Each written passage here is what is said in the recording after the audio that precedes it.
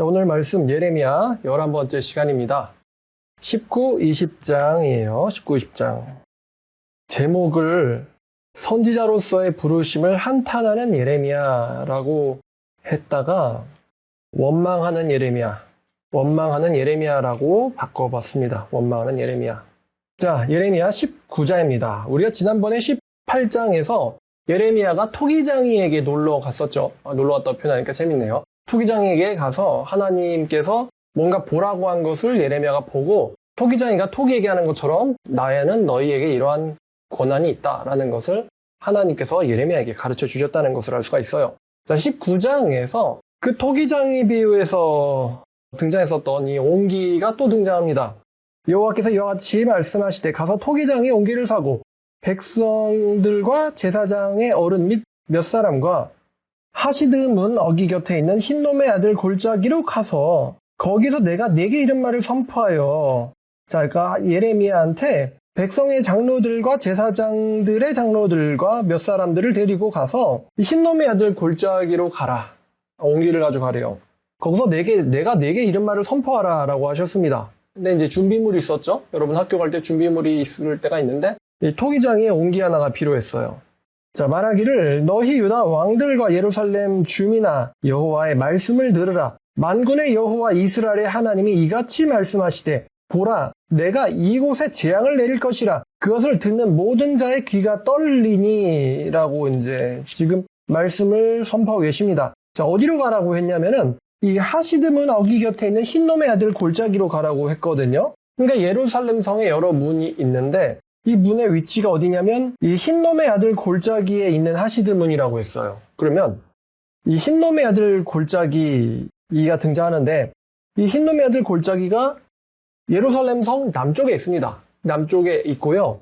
이곳이 쓰레기를 버리는 곳이에요. 쓰레기를 버리는 곳입니다. 뭐 서울에서 엄청난 양의 쓰레기가 나오죠. 그럼 쓰레기를 처리하는 큰 지역이 있고 마찬가지로 예루살렘 성도 수도기 때문에 거기서 쓰레기들이 나오겠죠. 그럼 그 쓰레기를 처리한 곳이 있는데 바로 이 흰놈의 아들 골짜기예요. 근데 이 흰놈의 아들 골짜기가 거기를 왜 쓰레기장을 가라고 하신 걸까?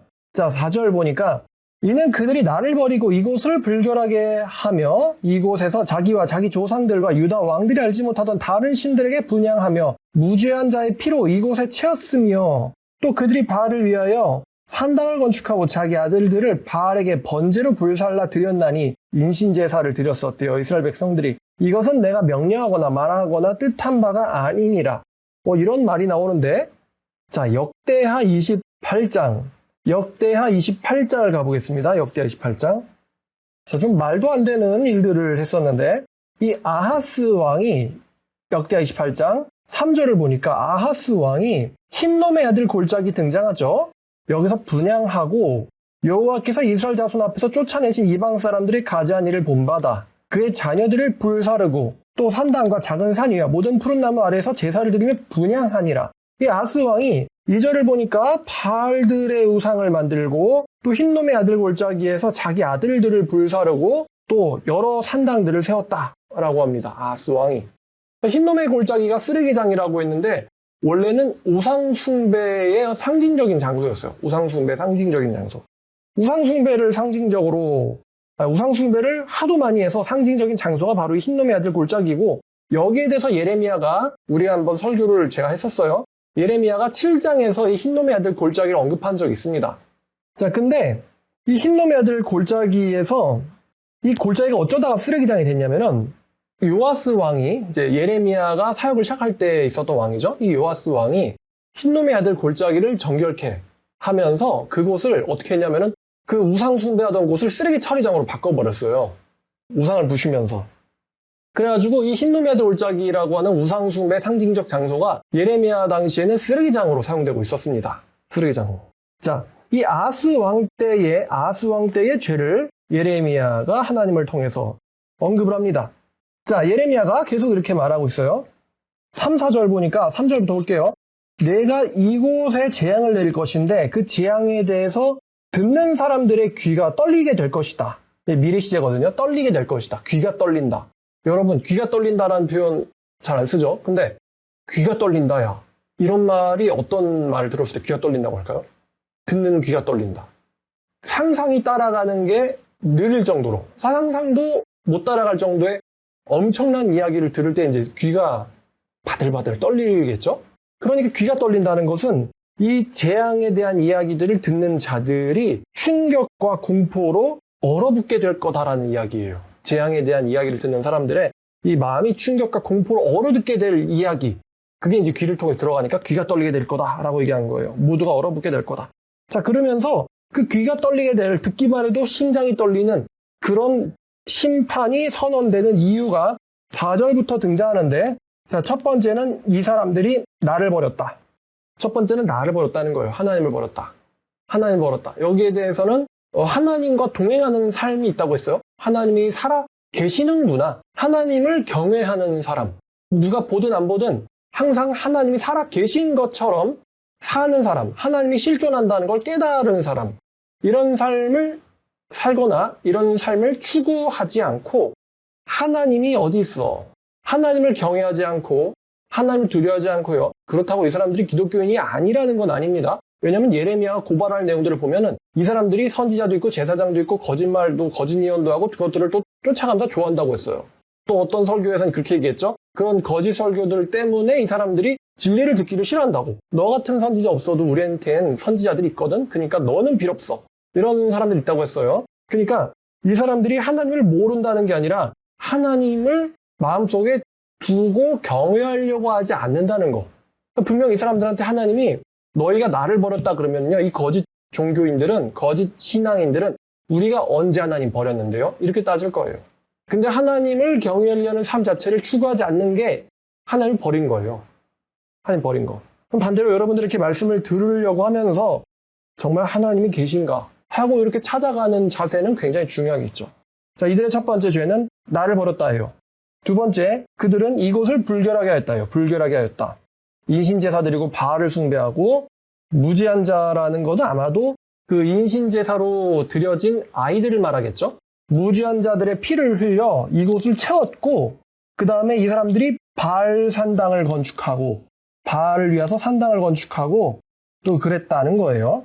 자, 그래서 6절에 보니까 하나님께서 이곳을 다시는 도벳이라 혹은 흰놈의 아들 골짜기라고 부르지 아니하고, 도벳은요, 이 흰놈의 아들 골짜기가 있었던 지역의 이름이에요. 도벳 지역.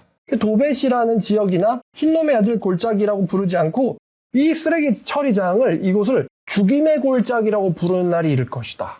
여기서 너희들이 예루살렘에 쓰레기를 처리했잖아. 근데 이 쓰레기 처리장이 사람들이 만들어낸 쓰레기가 아니라 사람들을 쓰레기 처리하듯이 사람들을 처리하는 쓰레기장이 될 것이다. 시체를 처리하는 쓰레기장. 그래서 죽임의 골짜기라고 불리게 될 것이다. 쓰레기 처리장을 가리키면서 이곳이 사람들의 죽임의 골짜기라고, 시체가 가득 찰 거다라고 예언을 하고 있습니다. 굉장히 무서운 이야기죠. 가득 찬 쓰레기 대신에 사람들이 가득 찰 것이다 라고 이야기하고 있는 거예요.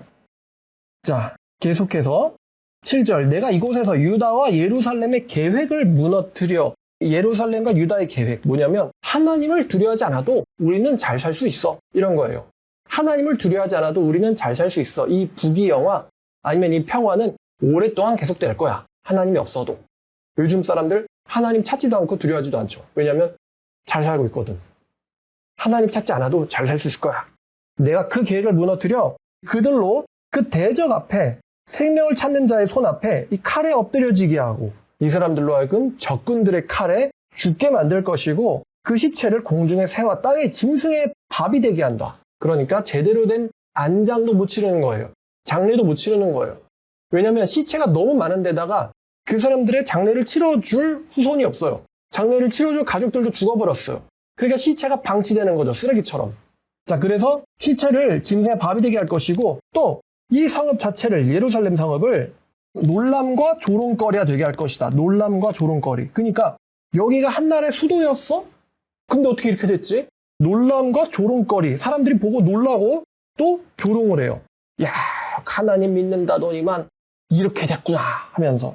그 재앙으로 말미암아 지나가는 자마다 놀라며 조롱할 것이며 그들의 원수와 그들의 생명을 찾는 자에게 둘러싸여 공경에 빠질 때에 내가 그들의 아들의 살, 딸의 살을 먹게 하고 또 각각 자기 친구의 살을 먹게 하리라 하셨다 하고. 와, 무서운 거죠?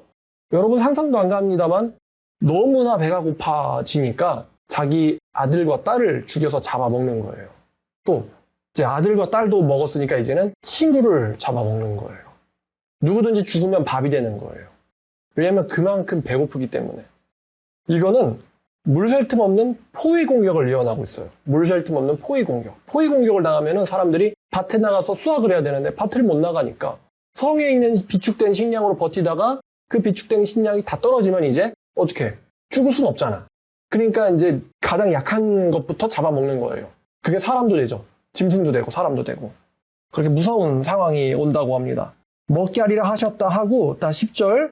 자, 굉장히 충격적인 광경을 또 보여줍니다. 그 옹기 그릇을 거기까지 가져간 다음에 너는 함께 가는 자들의 목전에서 그 옹기를 깨트리고 그들에게 이르기를 만군의 여호와께서 이와 같이 말씀하시되 사람이 토기장의 그릇을 한번 깨트리면 다시 완전하게 할 수 없나니 이와 같이 내가 이 백성과 이 성읍을 무너뜨리리니 도벳에 매장할 자리가 없을 만큼 매장하리라. 그러니까 그릇 깨트리는 이 쨍그랑하는 소리와 산산조각 나는 그 광경을 어떻게 보면 좀 폭력적이고 충격적이죠. 그런 광경을 제사장들의 어른들과 백성들의 어른들에게 보여주면서 이곳이 그렇게 될 것이다. 너희가 이렇게 그릇처럼 깨지게 될 것이다.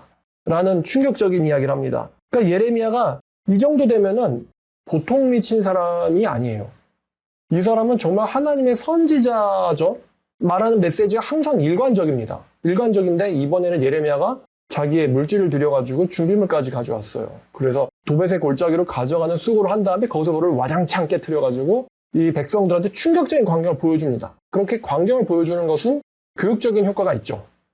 자, 12절 여호와의 말씀이니라 내가 이곳과 그 가운데 주민들에게 이같이 행하여 이 성읍으로 이 도벳같이 할 것이라. 그러니까 여러분이 흰놈의 애들 골짜기가 쓰레기 처리장이라고 했잖아요. 그러면서 예루살렘 성 자체가 이 도벳처럼 될 거야. 예루살렘이라는 한 나라의 수도가 도벳, 쓰레기 처리장처럼 될 것이야. 계속 무서운 이야기를 합니다. 사람에 대하여 무서운 이야기, 또 이 사람들이 사랑하고 있는, 사랑했던 예루살렘 수도에 대해서 무서운 이야기를 하고 있습니다. 예언을 하고 있어요. 자, 13절. 예루살렘의 집들과 유다 왕들의 그 집들이 그 집에서 하늘의 만상이 분야하고 다른 신들에게 전제를 부음으로써 더러워졌은즉 도벳 땅처럼 되리라 하셨다 하라리니. 지금 계속 예루살렘과 유다 왕들과 다른 사람들이 우상 숭배를 했대요. 근데 전 이거 설교 준비하다가 아니 아하스 왕은 예레미야랑 그래도 꽤 먼 시대 사람이거든요. 근데 왜 아하스 왕 때 저지른 잘못을 가져다가 왜 요시야 왕, 시드기야 왕 때에 와가지고 이것을 이야기하는 걸까? 이런 생각이 드는데 여러분 우상 숭배라는 것은 대를 타고 흐르는 경향이 있는 것 같아요. 예를 들어서 우리 아버지 어머니 시대에 순복음이라고 할까요? 이 신비주의적인 성향의 이 신앙이 한국교회로 흘러 들어왔습니다. 들어와가지고 이게 그 대에서 끝난 게 아니라 오늘날 사람들로 신비주의 성향으로 신앙생활을 하고 있어요. 이 신비주의 성향이라는 건 뭘 말하는 거냐면은 랄랄랄라 샤샤샤샤 하는 것만을 가리키지 않고요. 성경으로 하나님에 대한 이야기를 팩트 체크를 하는 게 아니라 자기 생각과 자기 마음과 자기 상상대로 신앙을 하는 거예요. 이 신비주의죠. 신비주의란 반성경적, 비성경적, 비이성적, 비합리적인 신앙이에요. 성경적인 확인을 하지 않는 신앙. 그래서 우리 아버지 어머니 시대에만 이 랄랄라 했던 게 아니라 요즘 사람들도 성경적인 팩트 체크를 안 합니다. 스마트폰이 발전하면서 누구의 말이 사실인지 아닌지를 확인하기는 참 쉬워진 세상이 됐습니다. 모르는 단어가 있으면 바로 스마트폰을 찾아보면 되죠. 근데 그럼 성경은요? 우리가 신앙에 대해서 이야기할 때 성경을 찾아봐야 되는데 사람들이 스마트폰을 쓰는 시대를 살지만서도 성경적인 팩트 체크는 하지 않고 있어요. 자기가 만든 자기만의 신앙을 하고 있죠. 그럼 마찬가지로 이 아하스 왕 때 들어온 이 우상 숭배가 이 예레미야 때도 여전히 행해지고 있었는데 그걸 보면은 이 예레미야가 하나님의 말씀을 선포하면 예레미야 주변에 있는 사람들의 반응이 성경을 읽어보면서 팩트를 체크하는 게 아니라 예레미야를 공격을 하죠. 예레미야를 공격하는 걸 보건대 이 사람들의 신앙은 성경 중심적인 이성적인 어떤 근거를 갖고 있는 그런 신앙이 아니라 자기 마음속의 신앙. 우리 부모가 했던 뭐 발도 숭배하고 물질 성공도 숭배하고 또 하나님도 불렀다가 그러니 이런 혼합주의적인 성향의 신앙들을 하고 있었던 것 같습니다. 이 당시의 사람들이. 사실 예레미야가 하는 이야기가 성경에 없는 이야기, 예레미야의 이전 선지자들이 했던 이야기들 중에서 없는 이야기가 아니에요. 사실 예레미야가 했던 이야기는 모세 오경에 대한 어떤 확장판 같은 거예요. 모세는 하나님을 떠났을 때의 저주에 대해서 예언을 했어요. 예레미야는 그 저주가 실현될 걸 이야기하는 거예요. 그러면 예레미야의 이야기가 성경에 없는 내용이냐? 그러면 성경을 체크해보면 성경에 있는 이야기예요. 특히 신명기에 많이 나오죠. 너희들이 하나님을 떠나면 하나님이 너에게 이렇게 하실 것이다. 근데 그 얘기를 사실 그 당시의 선지자들, 종교인들이 했었어야 되는데 안 하니까 하나님께서 예레미야를 불러서 예레미야를 시킨 거예요. 그러면 예레미야가 한 얘기를 우리가 아무리 부정적인 얘기, 욕을 들어도 화가 나지만, 인간이니까 화가 나지만 때리기 전에 체크를 해야 되거든요. 너 이대로 가면 너 큰일 난다? 그러면 화가 나지만 정말 큰일 날 것인지에 대해서 체크를 해봐야 돼요. 근데 이 당시에 백성들은 체크하지 않고 예레미야에게 먼저 침을 뱉고 화를 냈어요. 자, 이렇게 우상숭배가 이 당시에도 여전히 행해지고 있었다. 실질적인 우상숭배와 마음으로부터의 우상숭배가 여전히 행해지고 있었어요. 그러니까 예레미야 7장에서 예레미야가 성전에서 예배하러 가는 유다인들에게 하나님의 심판이 내린다라는 예언을 하죠. 그 이야기를 듣는 예배하러 가던 사람들이 예레미야한테 화를 냅니다. 참 아이러니한 상황이죠. 하나님께로 예배하는 사람들이, 예배하러 가는 사람들이 하나님의 성전에서 보냄받은 하나님의 선지자 예레미야한테 화를 내고 있는 되게 아이러니한 상황이 연출되고 있어요. 14절부터 예레미야가 여호와께서 자기를 보내사 예언하게 하신 도벳에서 돌아와. 자, 이번에는 쓰레기 처리장에서 장소가 바뀝니다. 여호와의 집들에 서서 모든 백성에게 말하되. 성전으로 왔어요. 예레미야가 그 도벳에서 예언을 한 다음에 성전으로 옵니다. 그래서 이제 이런 예언을 해요.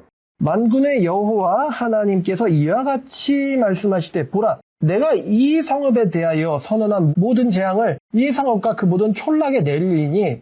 그러니까 이 예루살렘 성에 대하여 예언한 내용들을 모든 촌락에도 내리겠다.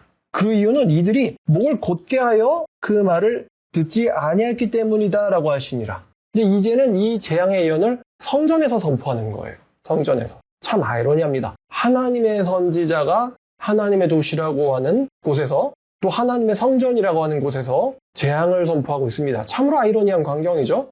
그러면서 그 재앙이 모든 도시들로 확대될 것이다. 왜냐하면 그 도시 사람들도 내 말을 듣지 않았기 때문에. 여기 목이 곧곧하다, 곧다라고 하는데 여러분이 만약에 하나님의 말씀을 들을 때 만약에 굉장히 높은 사람이 와서 말씀을 들을 때 이제 그 말을 들을 때 이제 고개가 자동으로 숙여지죠. 저는 이제 내가 당신의 말을 받아들이겠습니다라는 표현이 있습니다. 근데 목이 뻣뻣하다는 건요. 일단 상대를 존중하지 않는 거죠. 목이 뻣뻣하고 곧다는 건 상대를 존중하지 않는 것이고 상대의 말을 들을 생각하지 않는 거예요. 그러니까 하나님의 말씀 앞에서 마음이 뻣뻣하고 무딘 것, 뻔뻔하고 무딘 것을 가리킵니다. 자, 20장을 가니까 예레미야가 힘든 일을 당해요. 자, 임멜의 아들 제사장 바스훌은 여호와의 성전의 총감독이라. 바스훌이라는 사람이 있는데 이 사람이 제사장입니다. 그리고 총감독이래요. 높은 사람이죠. 성전의 총감독이라. 그가 예레미야의 이 일 예언함을 들은지라. 자, 예레미야가 성전의 뜰에서 예루살렘 성과 그 주변에 있는 도시들의 재앙을 예언하고 있다라고 하니까 성전의 총감독, 되게 높은 사람이에요. 그 제사장이 와가지고 2절 보니 예레미야를 때리고 여호와의 성전에 있는 베냐민 문 위층에 목에 씌우는 나무 고랑을 채워두었더니 예레미야의 목에 나무 고랑을 채워놨대요. 못 움직이도록. 참 또 아이러니한 상황이 계속 일어나고 있어요. 성전의 총감독이 하나님의 선지자를 때리고 그 선지자의 목에다 고랑을 채워놨다. 그것도 하나님의 성전에서. 참으로 희한하죠? 그러면 둘 중에 누군가는 하나님을 잘못 섬기고 있다는 건데 바스훌이든가 아니면 예레미야든가. 자, 예레미야가 하루 동안 꼼짝 못하고 갇혀있다가 3절 다음날 바스훌이 예레미야를 목에 씌우는 나무 고랑에서 풀어주매. 여러분 생각해보세요. 이런 식으로 범죄자를 대우하는 법은 현 시대는 없죠. 범죄자도 손도 씻어야 되고 화장실도 가야 되는데 예레미야의 목에다가 나무로 착고를 채워놨대요. 그러니까 손도 못 씻고 무거우니까 거동도 불편하고 화장실도 제대로 못 받겠죠. 냄새도 났을 것이고 아프고 괴롭고 답답하고. 하루 동안 예레미야가 무슨 생각을 했을까? 화장실 가고 싶은데 화장실도 못 가고 무거운 거에 눌려가지고 아마 오만 생각이 다 들었을 거예요. 제가 좀 템포를 느리게 말하는 건 여러분들도 한번 상상해 보라는 거예요. 착고에 목이 채워져가지고 갇혀 있었던 그 상황을 말이죠.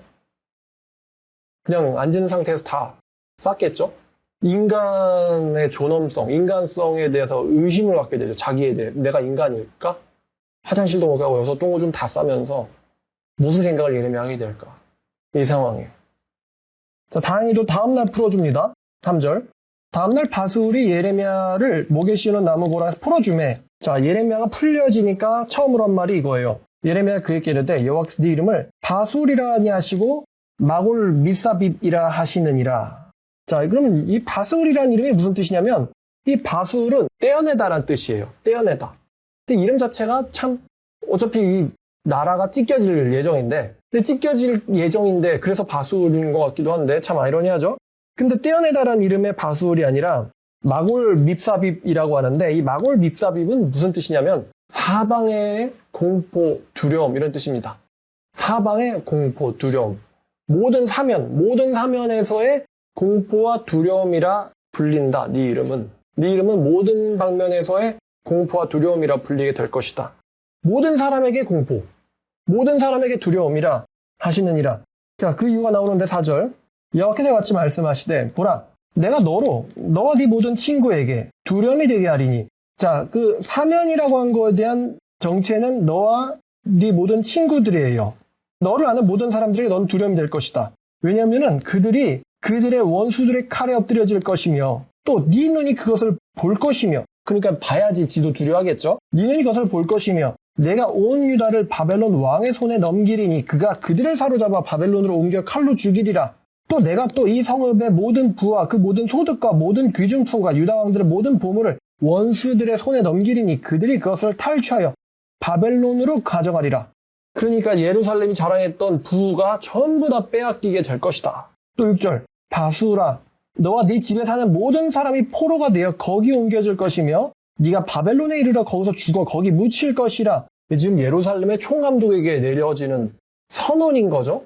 제가 듣기엔 이게 선언일 수도 있는데, 그러니까 이게 바술의 입장에서는 미친 녀석이 협박하고 있네 이렇게 느낄 수도 있어요. 근데 무서운 건 지금 예레미야는 하나님의 선고를 대리로 읊고 있는 거거든요. 이게 선고라는 거예요. 선고. 하나님이 선고했어요. 무섭죠. 너는 거기로 옮겨지리니 거기 죽어 묻힐 것이라. 또 너와 너의 거짓 예언을 들은 네 모든 친구도 똑같이 되리라. 그와 같으리라 하셨느니라. 선고를 개버립니다. 야, 지금 아이러니합니다.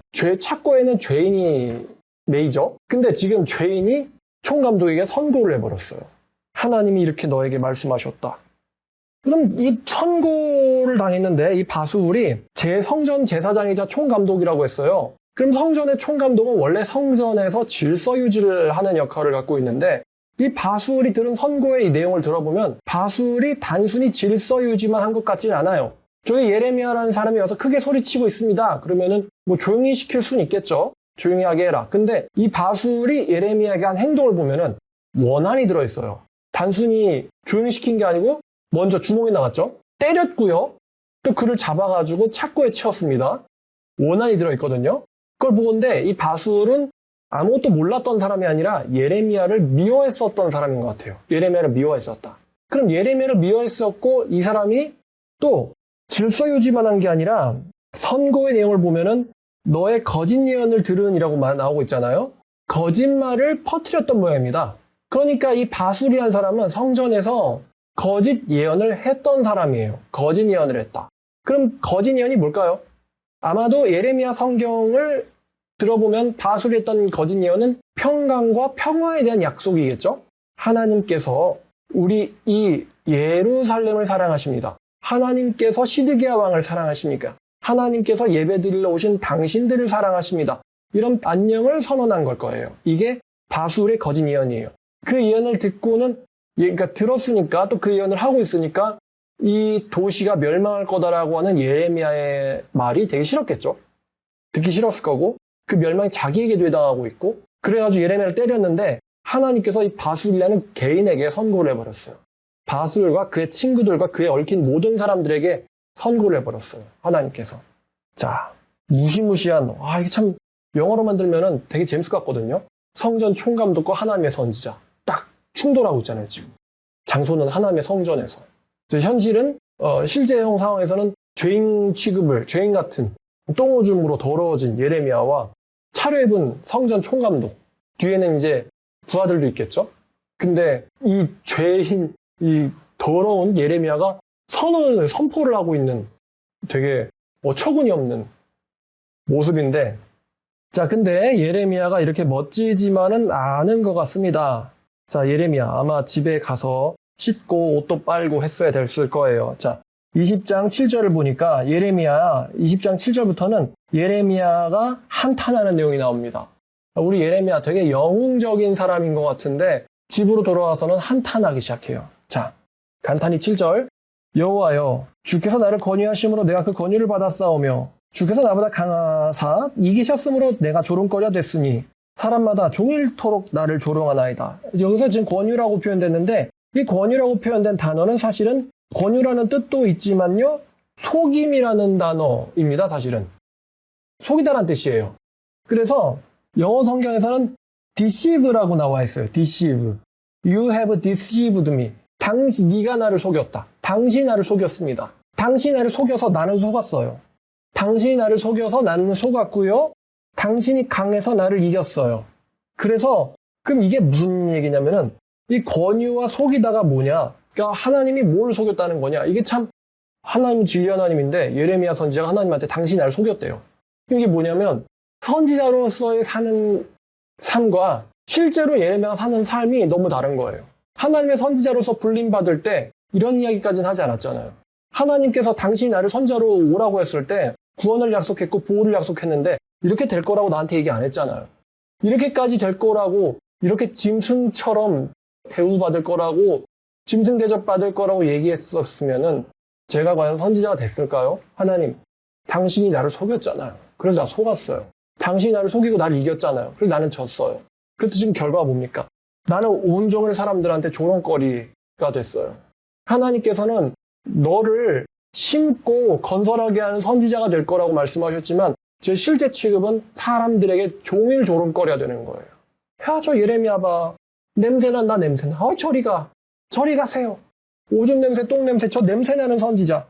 내가 조롱거리가 되니 사람마다 종일토록 나를 조롱하나이다. 저 얼굴 맞아서 멍든 예레미야 봐. 저 부은 예레미야 봐. 8절 예레미야가 내가 말할 때마다 외치며 파멸과 멸망을 선포함으로 여호와의 말씀 때문에 내가 종일토록 치욕과 모욕거리가 됨이다.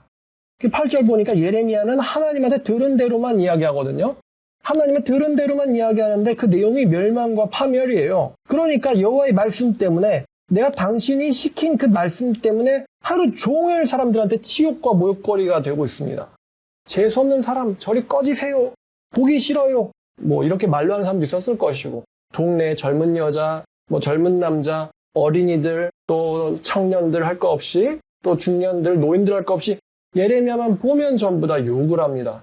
재수없는 거짓 선지자. 이 거짓 선지자란 말이 제일 아마 마음이 아플 거예요. 재수없는 거짓 선지자 저리 꺼져! 못하게 왔어! 또 재수없는 소리 하려고 왔지! 이렇게 예레미야가 욕을 먹었을 겁니다. 자, 그러니까 예레미야가요, 그런 말을 들을 때마다 백성들의 원망을 들을 때마다 얼마나 마음이 아팠을까. 아마 예레미야는요, 우리 일반인들이 상상하기에는 힘들 정도의 박해 가운데 정신적 고통 가운데 빠져 있었을 것 같아요. 이 정신적 고통 가운데 빠져 있고 정신적 고통 가운데 절여져 있어요. 항상 정신적 고통 가운데 절여져 있어요. 사람들이 나만 보면은 싫어합니다. 나만 보면 욕해요. 나만 보면 거짓 선지자라고 합니다. 저 사람들의 이 치욕과 조롱과 이 원망을 견디기 힘든 거예요. 견디기 힘들어. 사람들의 원망을. 나도 원망당하고 싶어서 태어난 거 아닌데, 욕먹고 조롱받고 싶어서 태어난 거 아닌데, 목에 착고를 차고 하루 동안 갇혀 있었을 때 예레미야가 무슨 생각했을까? 예레미야가 평소에 해오던 생각들, 하나님의 선지자로서 사는 게 옳았을까? 내가 그때 하나님에게 예 하고 응답했던 게 맞는 거였을까? 라는 후회가 올라왔겠죠, 예레미야에게. 후회가 올라왔고 아마 많은 생각들이 예레미야를 쳤을 거예요. 예레미야를 공격했을 거예요. 그러니까 예레미야 풀려나자 하나님한테 이런 말 하는 거예요. 나는 사람들한테 정말 치욕과 모욕거리가 되고 있습니다. 나도 사랑받고 싶었어요.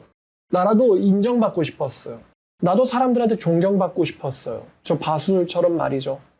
근데 나는 사람들한테 정말 오물 취급을 받고 있어요. 오물보다 못한 취급받고 있어요. 자, 19절. 내가 다시는 여호와를 선포하지 아니하면 그의 이름으로 다시는 말하지 아니하리라라고 한다면 내 마음이 불붙는 것 같아 골수에 사무치니 답답해 견딜 수가 없었나이다. 이 예레미야가 근데 반대로 하나님께서 하라고 하신 하나님의 말씀, 하나님의 사명을 하지 않겠다라고 결단을 해봤는데 하지 않겠다라고 결단을 했더니만 미치겠대요. 답답해서 미치겠다. 답답해서 미치겠다. 내 골수에 불이 붙는 것 같대요. 마음에 불이 붙는 것 같대요. 골수에 사무쳐서 견딜 수가 없었대요. 자, 그러니까 이제 예레미야가 사람들로부터의 원망과 또 하나님의 사람으로서의 사명감과 사람들에게로부터의 원망 가운데 끼어가지고 갈등 가운데 있습니다. 사람들한테 당하는 원망과 하나님의 사람으로서의 사명감, 의무, 충성심, 하나님의 사람으로서의 충성심 가운데 끼어서 갈등하고 있어요. 그러니까 주님이 나를 속였다고도 했다가 갑자기 또 내가 주님의 말씀을 전하지 않겠다라고 결심했더니만 답답해서 마음이 불붙는 것 같아 골수에 사무치는 것 같았어요. 어떻게 해야 되지, 이 사람? 어떻게 해야 되죠, 이런 사람은? 뭐 답은 나와 있지만 선지사역을 하지 않고 편한 여생을 산다와 선지사역을 하면서 치욕과 모욕과 얻어맞음을 당해가면서도 하나님의 말씀을 전한다. 이 두 가지 인생 중에서 예레미야가 갈 수밖에 없었던 길은 선지자로서의 삶일 거예요. 왜냐하면 예레미야는 알아버렸기 때문이거든요. 하나님의 예언을 계획을 알아버렸기 때문에 예레미야는 이렇게 살아갈 수밖에 없었을 거예요. 그럼에도 불구하고 하나님의 사람으로 살 수밖에 없었던 예레미야가 현실 때문에 사람들의 원망 때문에 하나님에게 고통을 토로하는 장면이에요. 이게 선지자의 고통.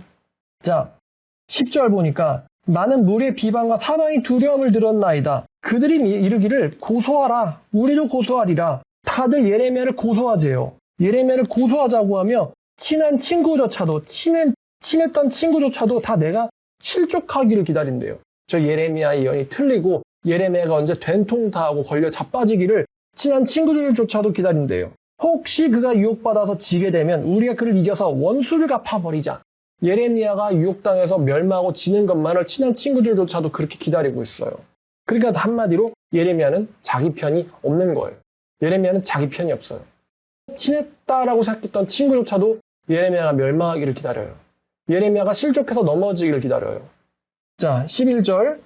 그러나 여호와는 두려운 용사 같으시며 나와 함께 하심으로 나를 박해하는 자들이 넘어지고 이기지 못할 것이오며 그들은 지혜롭게 행하지 못함으로 큰 치욕을 당하오르니 그 치욕은 길이 있지 못할 것이나이다. 예레미야가 하나님에 대해서 찬양을 합니다. 근데 과연 이게 정말 순수한 찬양으로만 볼 수 있을까? 당신은 나를 속였어요. 나는 종일 모욕과 치욕거리가 되고 있습니다.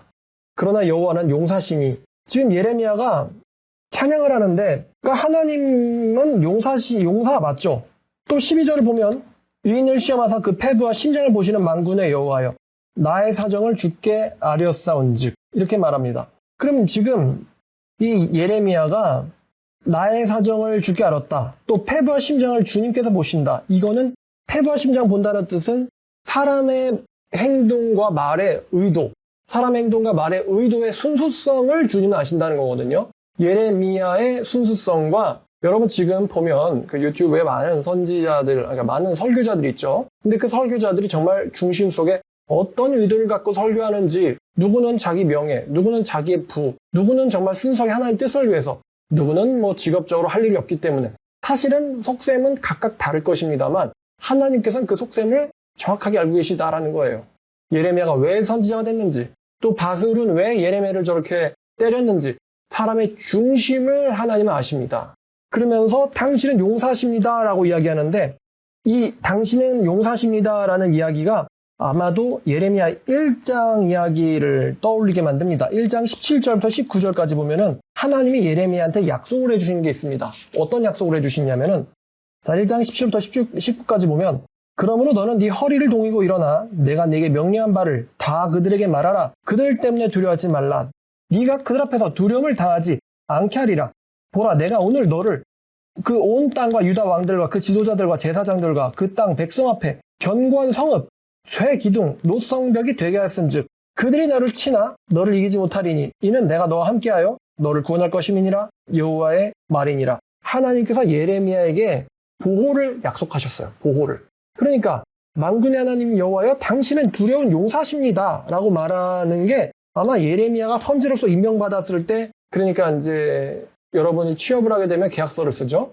선지자가 해야 될 일과 선지자가 하나님께 받아야 될 보호에 대한 내용들이 있는데 그 보호의 계약 내용들이 떠올랐을 거예요. 자, 근데 예레미야가 12절 보니까 자, 내 사정을 주께 아뢰었사오니 주께서 그들에게 보복하심을 나에게 보게 하옵소서. 와, 그들에게 보복하심을 내게 보게 하옵소서. 이게 계약 내용에 있었어요. 그들이 너를 치나 너를 이기지 못할 것이 내가 너를 구원할 것이다. 그것을 내게 보게 하옵소서. 이게 사람, 예레미야도 사람이구나. 여러분이 하나님의 사람, 하나님의 선지자라고 하면은 그렇죠. 왜 걔네들은 대머리야 저리로 올라가라라고 욕을 했을까요? 왜 선지자는 그들을 저주했을까요? 또 왜 예레미야는 보복을 보게 해달라고 했을까요? 여러분이 생각하는 하나님의 선지자, 하나님의 사람이라고 했을 때 무슨 천사 같은, 예수님 같은 그런 모습을 떠올리는데 실제로 불림받은 하나님의 선지자들은 인간이에요. 이런 일을 하고도 공격을 당할 때 이들은 상처를 받습니다. 이들은 나약해져요. 때론 이들은 복수를 하나님한테 아뢰기도 합니다. 복수를 보게 해주세요. 그러니까 사실 예레미야는 선지자이면서도 예레미야도 하나님의 예언을 기다리고 있는 사람이에요. 예레미야도 하나님의 예언을 기다리고 있는 한 명의 신자입니다. 그러니까 예레미야라는 신자가 하나님의 말씀이 성취되는 것을 보고 싶어하고 있어요. 하나님의 말씀이 성취되게 해주세요. 정말 주님이 나를 보내셨다는 것을 나에게 또 그들에게 알게 해주세요. 이 말을 하고 있어요. 예레미야도. 자, 13절 여호와를 노래하라. 너희는 여호와를 찬양하라. 가난한 자의 생명을 행악자의 손에서 구원하셨습니다. 이 착고에서 풀려 나오면서 예레미야가 여호와를 찬양하라라고 하고 있습니다. 착고에 갇혔을 때 분명 예레미야는 두려움 가운데 있었을 거예요. 만약에 죽이라고 하면 어쩌지? 이게 풀어지지 못하고 그대로 목이 베어지면 어쩌지? 라는 두려움도 있었을 텐데 풀려 나오면서 예레미야의 마음은 복잡했을 거예요. 이제 살았다라는 안도감, 이제 씻을 수 있다라는 마음, 이제 괜찮아라는 안도감과 또 내가 왜 이런 대접을 받았어야 됐을까? 얻어맞았더니 아픈 얼굴, 사람들의 욕설, 여러 가지가 머릿속에서 뒤죽박죽되는 거예요. 자, 예레미야 한탄이 또 시작됩니다. 14절 내 생일 저주를 받았더라면 내 어머니가 나를 낳았던 날에 복이 없었더라면, 이 얘기는 뭐냐면 내가 차라리 태어나다 죽었더라면 이라고 얘기하는 거죠. 복이 없었더라면 내 아버지에게 소식을 전하여 이르기를 당신이 득남하였다 하여 아버지를 즐겁게 하던 자가 그날 저주를 받았더라면, 그 사람은 여호와께서 무너뜨리시고 후회하지 아니하신 성읍같이 되었더라면, 하나님께서 멸망시키는 성읍같이 그 사람이 됐더라면, 그 아침과 낮에는 부르짖고 떠드는 소리를 듣게 했더라면 좋았을걸. 이는 그가 나의 태에서 죽이지 아니했으므로. 그러니까 아빠에게 이 기쁜 소식을 전했던 사람이 차라리 나를 죽였으면 어땠을까? 아빠에게 당신은 득남했다. 당신의 아내가 아들을 낳았다라고 외치는 그 사람이 차라리 나를 왜 그 사람은 나를 안 죽였지? 이렇게 말하고 있어요. 이는 그가 나를 태에서 죽이지 아니하였으므로 나의 어머니를 내 무덤이 되게 하지 않게 하셨으며 그녀의 배가 부른 채로 항상 있지 않게 하신 까닭이로다. 차라리 기쁜 소식을 전하던 자가 차라리 나를 죽였으면 좋았을걸. 내 어머니의 자궁죄로 그냥 나를 무덤에서 그냥 만들어버리면 좋았을걸. 이렇게 예레미야가 자기의 태어남을 알린 사람을 저주라고 할까요? 한탄하고 있어요. 저주를 받았더라면 하고. 저주한다는 표현이 이상하고 한탄을 하고 있습니다. 18절 어째서 내가 태에서 나와 고생과 슬픔을 보며 나의 날을 부끄러움으로 보내는고. 그 이유죠. 내가 왜 태어나가지고 고생과 슬픔을 봐야 되고 왜 내 인생이 부끄러움이 돼버리느냐. 사람들의 조롱과 부끄러움이 되어야 하느냐. 자, 여기까지. 자, 선지자의 사명자로서 선지 사역을 감당한다는 것이 얼마나 고통스러운 건지 예레미야의 번뇌와 고뇌를 보면 알게 됩니다. 우리들은 내 개인의 우상을 버리는 것만 해도 고통스럽다고 말하고 있어요. 내가 좋아하는 거 끊어내려니까. 내가 좋아하는 것들은 보통 나를 망치는 것들이거든요.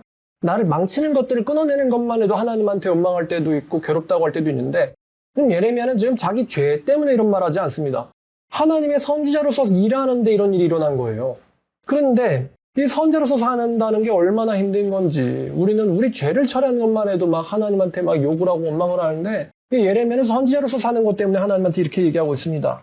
내가 왜 태어나가지고 고생과 슬픔을 봐야 되냐? 왜 내 날이 부끄러움이 되느냐? 근데 21장을 보면은 시드기야 왕이 등장하는데, 이거를 보건대 예레미야는 조만간 대략 한 10년쯤이에요. 10년 안쪽에 본인의 한탄이, 지금 쭉 한탄이죠. 7절부터 쭉 한탄이었어요. 본인의 한탄이 얼마나 한심한 건지, 또 자기가 전했던 이 멸망에 대한 예언 사역이 얼마나 대단한 것이었는지를 알게 될 예정이었지만, 그 느부갓네살의 대군을 보고 또 예루살렘의 그 굉장한 곤경과 기근과 그 포위당하고 있고 죽기 직전의 그 성읍의 안타까운 모습을 보면 엄청난 사역이죠. 예레미야의 사역은 단순히 한두 명한테 뺨 맞는 사역이 아닙니다. 한 나라의 멸망을 좀 예언하고 있기 때문이에요. 얼마나 대단한 사역이었는지를 예레미야는 알게 될 예정이지만, 그럼에도 불구하고 예레미야는 인간 선지자의 약함을 갖고 있습니다. 인간 선지자의 약함을 갖고 있습니다. 우리는 이걸 읽으면서 이런 질문을 할 수 있어요. 어째서 하나님의 사람은 한탄을 하는가? 만일 내가 하나님에게 불림받았더라면은 나는 후회도 근심도 걱정도 낙심도 없이 항상 철인처럼 살 텐데, 이렇게 가정하고 생각을 합니다만, 그 생각은 실제로 과거를 살았던 하나님의 선지자들의 모습을 관찰해 보면은 사실 그렇지 않다는 걸 알 수가 있습니다. 하나님에게 직접 계시를 받는 선지자가 이렇게 약할 수 있다니. 자, 제가 정리해 보니까 이렇습니다. 이 당시에 이스라엘 백성들한테 세 가지의 인생이 있습니다. 첫 번째는 하나님의 선지자로서의 고통스러운 삶이에요. 하나님의 고통스러운 선지자로서의 삶이 있고요. 두 번째는요, 멸망당할 악인의 삶입니다. 이 사람들은 예레미야를 때리기도 하고 모욕하기도 하고 조롱하기도 하고, 어떤 사람들은 권력 위에 앉아있기도 합니다. 멸망당할 악인들의 삶. 세 번째는요, 아무것도 모르는 상태로 바벨론으로 잡혀가서 구원을 받을 남은 자들의 삶입니다. 아무것도 모르는 상태로 바벨론으로 잡혀가 구원받을 남은 자들의 삶입니다. 사실 이 세 번째 유형의 사람들은 이 상황에서 하고 있는 게 없어요. 예레미야 성경에 지금 다니엘 등장하지 않습니다. 다니엘 등장하지 않아요. 어린애거든. 아무것도 모르거든요.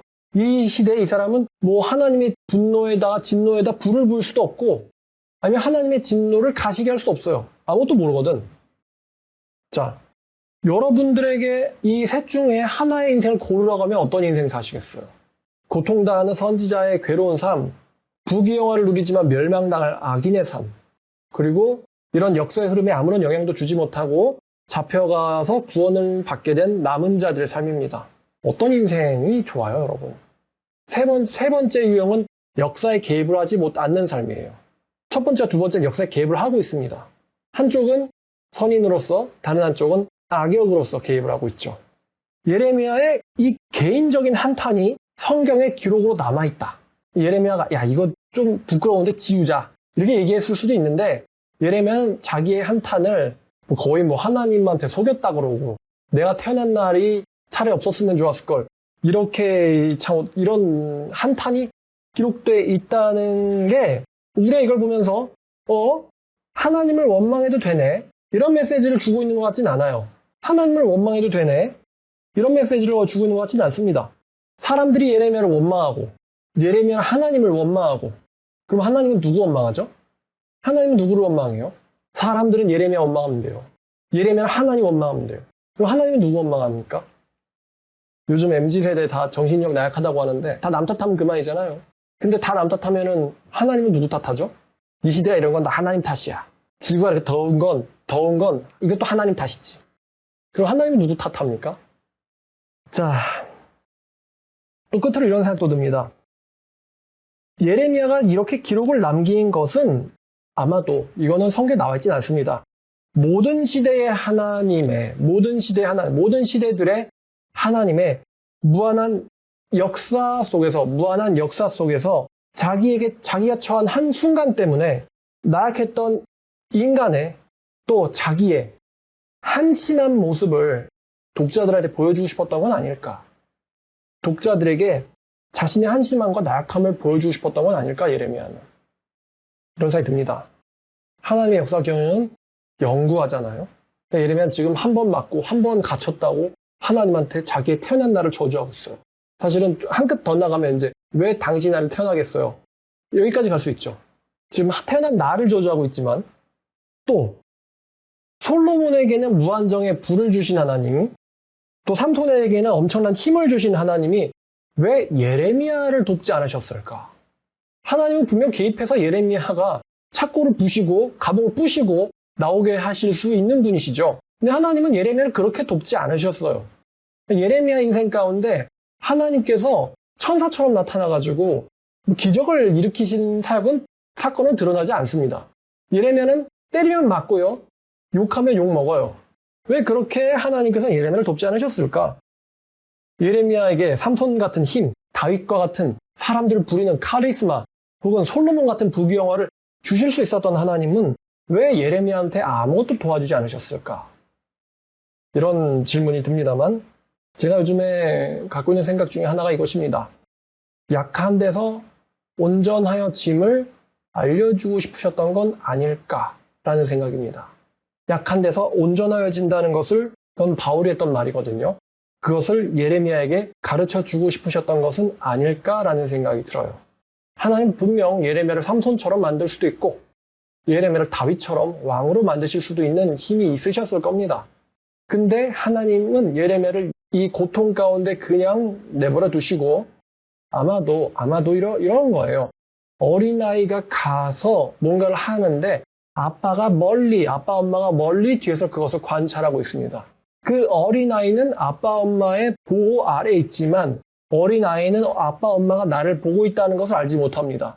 그러면서 그 상황 가운데서 어린아이가 어떤 상황을 겪고 나중에 엄마 아빠를 만나니까 한탄하고 우는 거예요. 왜 안 나타났어요 하면서. 사실은 아빠 엄마는 한순간도 그 아이한테서 눈을 뗀 적은 없습니다. 하나님의 보호하심이란 그런 거예요. 내가 너를 구원한다는 게 삼손이 나귀 턱뼈로 1000명 죽이는 것 같은 건 아니었던 거예요. 하나님께서 사람들의 마음 하나하나를 전부 다 역사하실 수 있기 때문에 바술이 예레미야를 때렸지 예레미야를 죽이지 못했어요. 그러니까 사람들이 너를 치나 정말 계약 내용 그대로죠. 사람들이 너를 치나 너를 이기지 못할 것이니 계약 내용 그대로입니다. 반대로 다시 해석하면은 너는 맞아. 근데 죽지는 않아. 넌 두들겨 맞지만 지진 않을 거야. 두들겨 맞지만 지진 않는다라는 그 상황을 우리가 오늘 자세하게 본 거예요. 하나님이 계약 내용 어긴 건 없어요. 한 대도 안 맞는다고 말씀하진 않으셨거든요. 자, 그 연약함 가운데서 강한 게 진짜 강한 거 아닐까? 삼손과 예레미야 중에 물론 육체적인 힘은 삼손이 강합니다만 정신력으로 따지면 누가 더 강한 것 같습니까? 여자 몇 명 나타나면 폭삭 쓰러지는 삼손입니까? 아니면 수많은 모욕과 사실 예레미야는 이 당시에는 전 지구인을 상대로 싸우고 있는 사람 같아요. 전 지구인을 상대로. 친한 친구랑도 싸우고 엄마 아빠랑도 싸우고 고향 사람들과도 싸우고 제사장들, 자기도 제사장이지만 제사장들과도 싸우고 또 성전 무리들과 싸우고 왕과 싸우고 권력과 싸우고 장로들과 싸우고 모든 사람들과 다 싸우지만 예레미야의 멘탈은 아프지만 깨지진 않아요. 누가 진짜 강한 걸까? 하나님께서는 예레미야에게 약한 데서 강해진다는 것을 알려주고 싶으셨던 것 같습니다. 자, 그래서 오늘 설교 제목 원망하는 예레미야예요. 선지자로서의 부르심을 한탄하는 예레미야라는 제목도 만들어 봤습니다. 자, 우리는 어떤 사람으로 살아야 될까?